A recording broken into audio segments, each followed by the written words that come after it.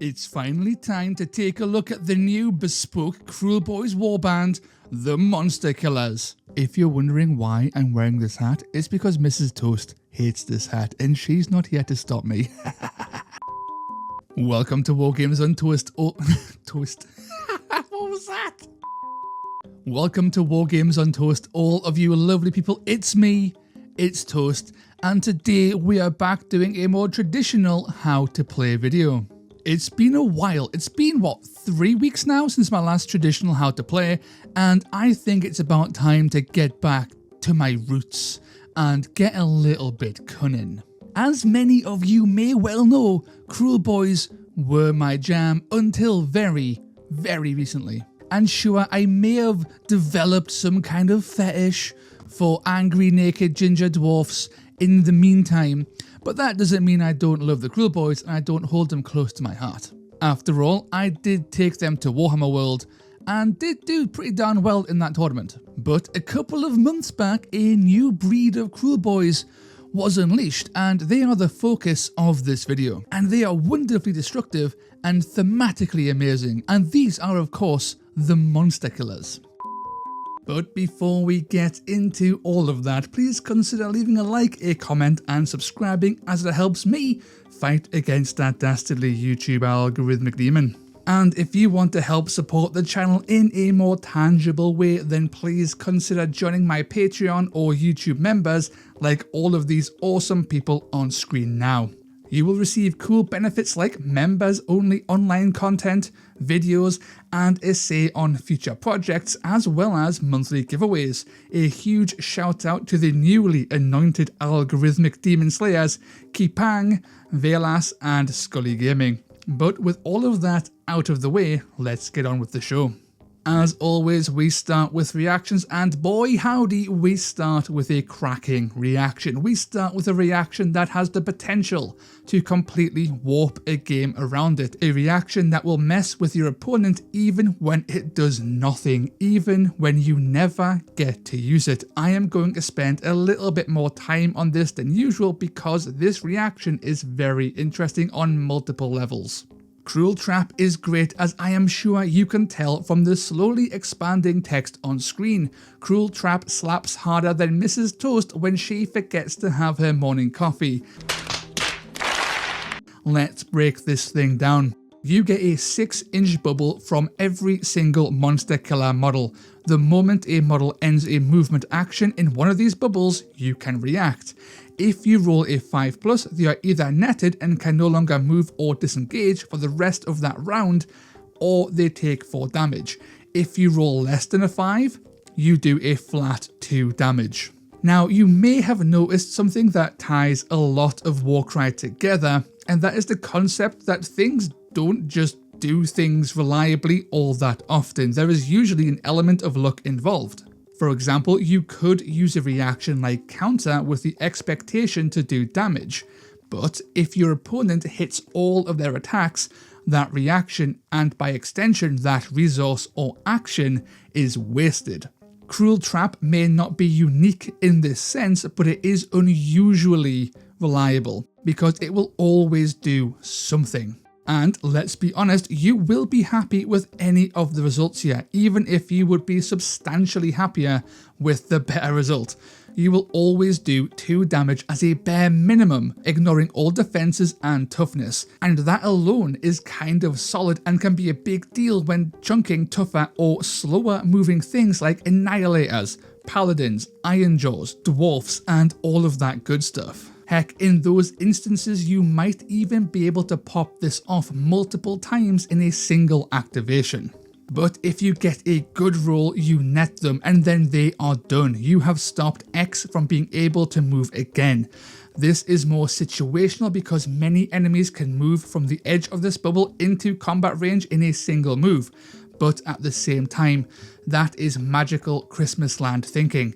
People aren't always going to be the perfect distance away to bypass your bubble and get into combat in one smooth motion. It is way more nuanced than that, and of course, slower factions straight up risk entering the bone zone. Hitting a Retributor Prime with a net on his turn is hilariously good. But what if that net is no longer useful? Well, you can just do a flat 4 damage instead. If something can move fast enough to bypass your net, well then you just hurt them for double. That's half the wounds of your standard chaff, a third of the wounds of your standard mid-range, and a quarter of the wounds of something quite good on their turn.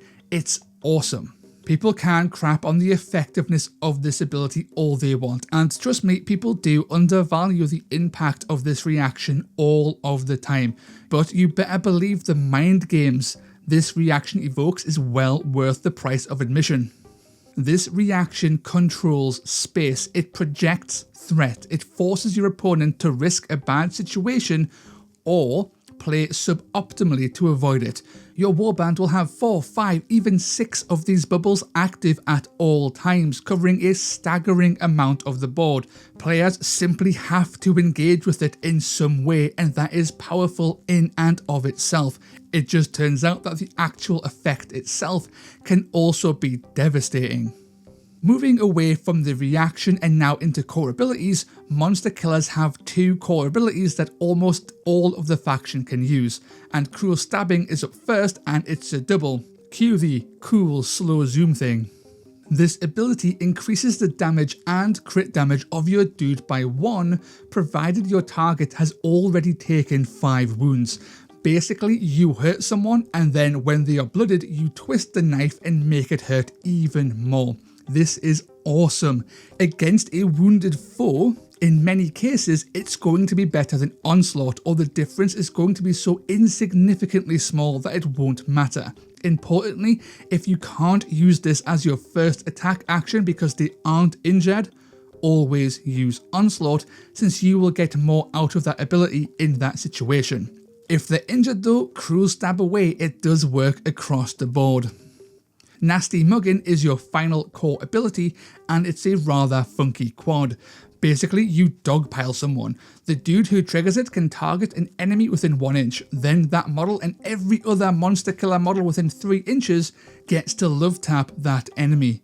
Monster Killers have a fair few ranged options like harpoons or even flails, so you can get a lot of value out of this. In the right situation, more value than even Rampage. It does take a lot of setup to really pull off, which will definitely make this a fairly underused ability in the grand scheme. That being said, keep this in your back pocket for those rainy days and those unusual situations where you have one guy surrounded by 8 monster killers for a good time. Moving on to units, we have the big lad, the ungriest of all the bungers, the cheek clapper himself. It's the beast knob, all one word, don't spell it wrong. This guy is straight fire. His stats are excellent offensively. This dude comes in with a 4.635 melee profile and a 2.424 ranged profile. That is one heck of an offensive lineup, especially when you consider he can buff himself to 5.635 with Onslaught or 4.646 with Cruel Stabbing. When you compare this absolute unit offensively to other models available to destruction at similar points levels, this guy ranks as one of the best for raw killing power. I am a huge fan of the brute boss from Iron Jaws, but point for point this guy hits harder and is far more reliable because 4 attacks is significantly less prone to swingy dice. And frankly, defensively, the Beast Knob is pretty solid too. Toughness for 25 wounds is chunky enough for what you want him to do, and he can be buffed on the cheap with +1 toughness if you really want to brawl and be more of an anvil. What makes him stand out for me defensively is his movement. Unlike many other options at this point level, at this power level, he isn't bound to movement 3. Being movement 4 is a big difference in threat and mobility. This guy has legs, and there's a lot to be said for that. All of this, and we haven't even touched on his unique ability, and with it he skyrockets in utility value. Cruel Taunt is very situational but staggeringly powerful. Basically, you reduce the damage and crit of a model by 2, provided they are not attacking your Beast Knob, functionally making just about everything a wet noodle. All of those 3-5 damage Stormcast Eternal Primes become total flannels at 1-3 damage, which isn't doing anything. A common play would be to use Cruel Taunt on a threat and then just move away, forcing them to either chase you or be wildly ineffective against the rest of your warband. The Beast Knob is a real threat on the battlefield and an amazing leader in faction and an outstanding ally out of faction. He is just so darn effective for his points. Moving on to Gnarlwood Howlers. Howlers are interesting because they don't have any unique abilities. Sure, they can use your reaction, but that's all they can do. Where they shine, and trust me, they do be shining, is in their stats and their points. These guys are 125 points and come with a 5-3-2-4 profile, movement 6, toughness 3 and 18 wounds. You get a lot of bang for your buck here. As a mobility option, these guys can get on objectives and be a complete pain. They can just rush in and tie up things like Arbalisters, Ether Cannons, Quiet Pock and Bolt Boy bosses. They have 18 wounds, meaning they can stick around far longer than you might expect. And in combat, they are no slouches because they have 5 attacks. They will do damage with sheer weight of numbers. And yeah, they aren't going to steamroll, they're not going to warp the battlefield around their raw stats. What they are going to do is give you an excellent support piece that can get around the board and be a pain in the arse to deal with. I tend to stick to just one when it comes to this kind of unit. However, I have seen some people take more and do well. There's definitely something to be said for having a lot of fast moving, effective and durable units, and there's definitely some funk left to be discovered. Moving on to neck slicers, these guys come in 3 variants, hackers, harpoons and smashers, and they all do very different things. Defensively though, these guys are all movement 4, all toughness 3 and they all have 15 wounds. Starting with the hacker, this guy might just be the most dangerous thing in the entire box. 3-5-2-4 at range 2 is very nice, and sure he is 120 points, which is a little bit on the rich side, emphasis on that little though. In terms of raw stats, he hits well into most things, and with range 2 he can keep himself safe. Most people just don't want to be on the receiving end of that stick. And of course, he can boost himself to 3-5-3-5 with Cruel Stabbing, which is very respectable. But you will very rarely use that because he has his own unique ability, Saw 'em Up. This thing has had a fair amount of discourse surrounding it because it is somewhat vague and it can be open to interpretation. However, I am going to definitively say that there is only one interpretation that can be made in good faith. And we will get to that in a little bit. So how this ability works is that you roll as many dice as your ability value. You then make a group of dice in consecutive numerical order. Then you do 3 damage for every dice in that group. This triple can do nothing from time to time, but anecdotally, this should do around 6 to 12 damage, and it can spike as high as 18, which is brutal. But now we get onto the issues I touched on just before about interpretation, and that is, can you make multiple consecutive groups? The answer is simply no. From a language perspective, the use of a group implies single and gives us the context for the rest of the ability, unless that's changed by further context. At the end of the ability, there is that group, which could imply multiple groups based on context, as that is both singular and plural coded, but the context in this context is singular. From a design perspective, Games Workshop consistently use each when denoting plurals. This ability would have ended with each group, not that group, if it was intended to allow multiple groups. To add to this, I am going to put on screen now what multiple groups would actually look like if taken to the logical extreme. This is taken from a comment on a previous video, and I urge you, if you think I'm wrong about multiple groups, to read this and realize the lunacy of the multi-group concept. Now that was a bit of a tangent, I know, but I want people to play the game correctly. Does this ability need an FAQ? Honestly, no, it doesn't. It's very clear what this ability does. That being said, intentional bad faith arguments and unintentional misinterpretation is never healthy for a game, so I am all for an FAQ to put a pin in this permanently.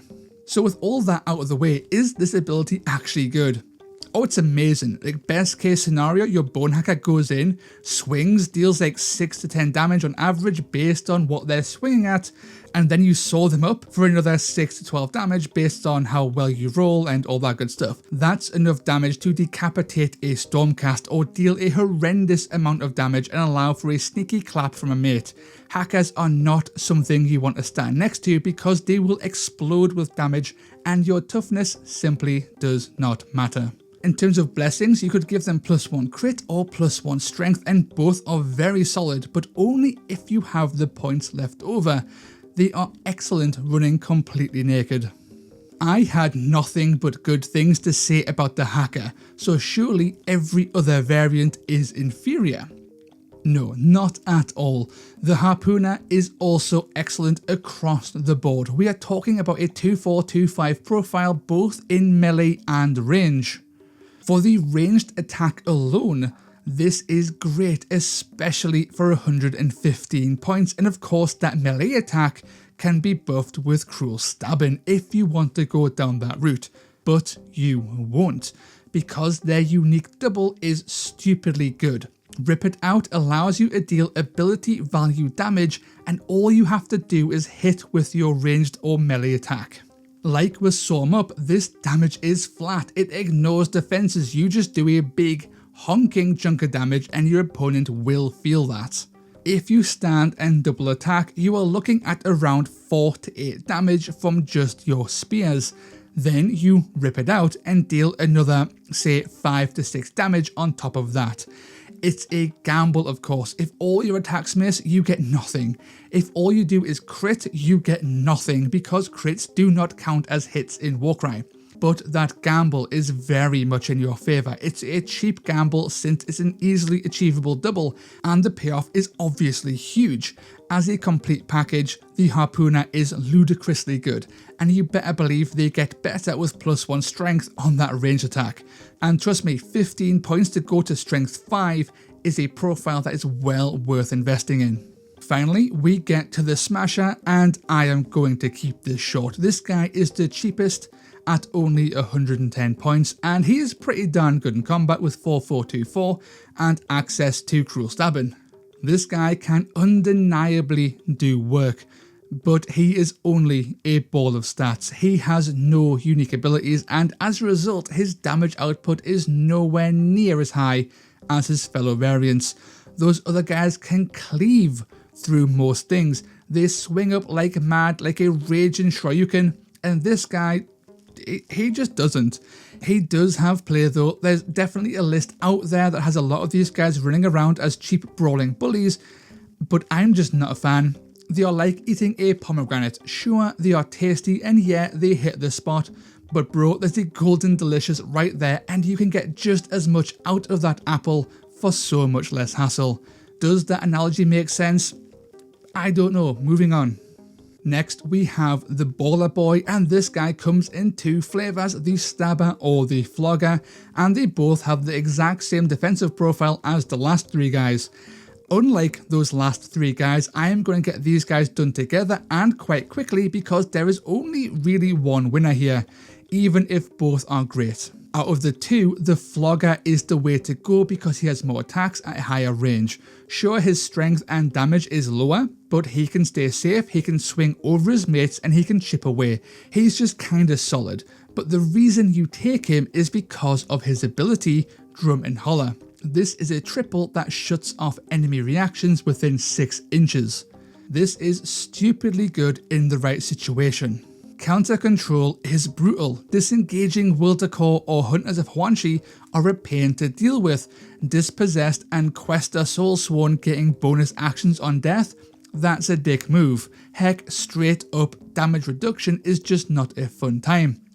Well, you don't care anymore because you've just shut them all down with Drum and Holler. The Baller Boy is just useful enough on the offense and just cheap enough that putting one into your list as counterplay to reaction focused warbands is a solid idea.